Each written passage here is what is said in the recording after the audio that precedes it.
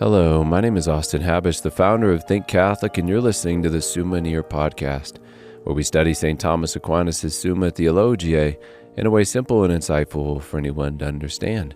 The Summa podcast is brought to you by Think Catholic.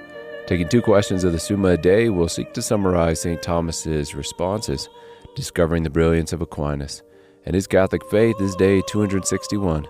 So let's get started. We're covering today questions 7 and 8 of the supplement to the Summa, that is, of the nature of confession and of the minister of confession.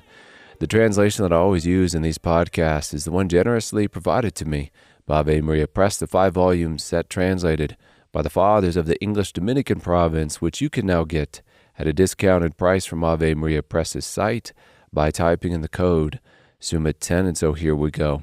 Article 1.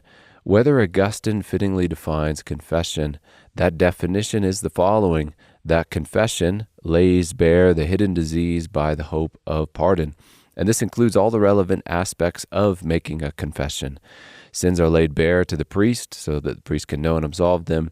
Sin is itself the disease being voiced, and precisely with or for the sake of or out of a hope of pardon that the penitent has in the sacrament. Thus we can confidently say that St. Augustine fittingly defines confession. Article 2, whether confession is an act of virtue. And again, we're talking about the confession of sins in the sacrament of confession here. And this question is answered briefly by St. Thomas, who says, the precepts of the law are about acts of virtue, but confession comes under a precept. Therefore, it is an act of virtue. Further, we do not merit except by acts of virtue, but confession is meritorious, for it opens the gates of heaven. As the Master says, so that's Peter Lombard. Therefore, it seems that it is an act of virtue. Article 3, whether confession is an act of virtue of penance. When we have a specific aspect or a specifying goodness or circumstance attendant upon some action, it will make that action unique, and therefore the corresponding virtue which it comes through will also be unique, so that the reasonable use of money pertains to the virtue of liberality, but under the especial aspect of ardor or difficulty when it comes to spending the money necessary to accomplish some great deed, then this pertains to the virtue of magnificence.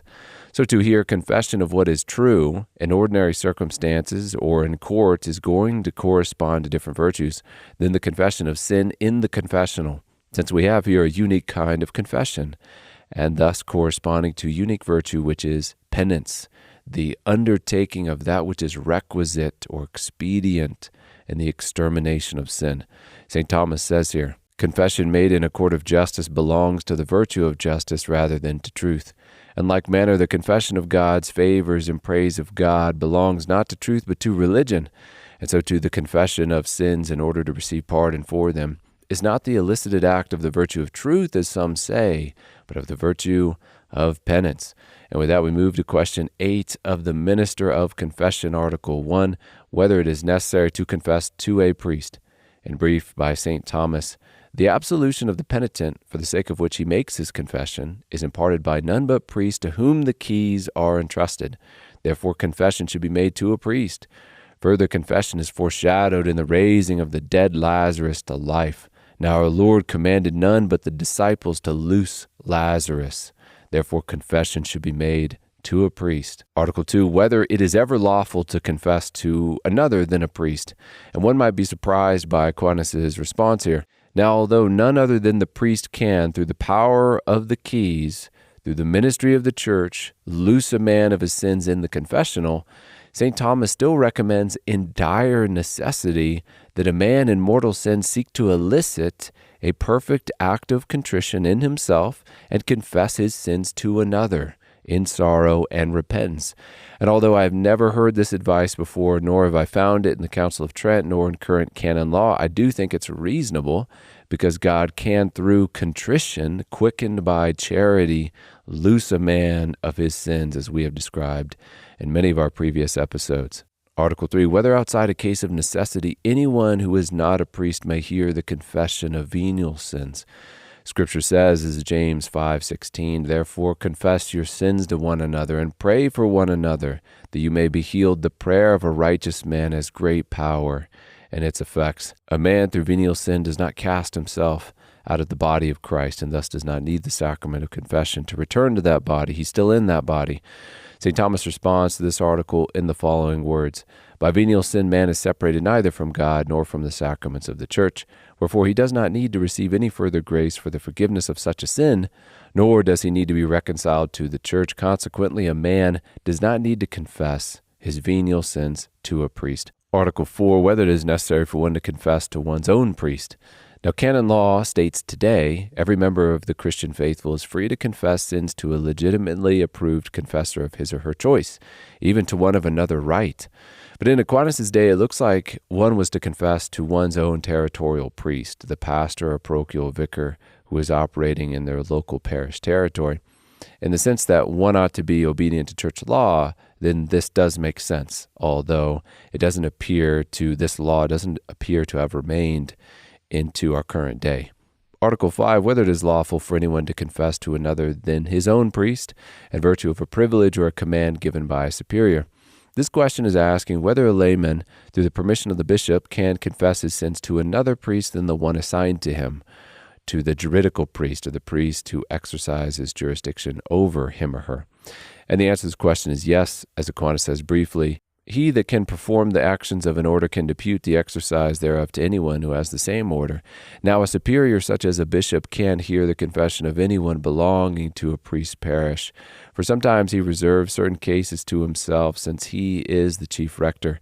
Therefore he can also depute another priest to hear that man. Article 6, whether a penitent at the point of death can be absolved by any priest.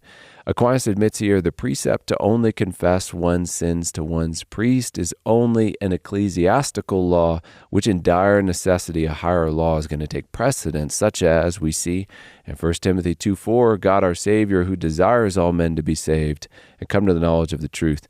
The universal law that a man ought to seek his salvation in dire necessity abrogates the ecclesiastical law in St. Thomas's day, which determined that each one was to confess to his or her parish priest and not to others. Article 7, whether the temporal punishment is imposed according to the degree of the fault. This is an important question to consider because nowadays a man will frequently go to confession and receive the penance or will be enjoined a certain satisfaction to be made, which is something like, say, 1 Our Father or 3 Hail Marys. Now the punishment or penance enjoined by the priest in the sacrament is to serve as a medicine, so to dissuade the penitent from doing the same sin, as well as a way for the penitent to pay for or make up for whatever temporal punishment may remain after the sin is forgiven.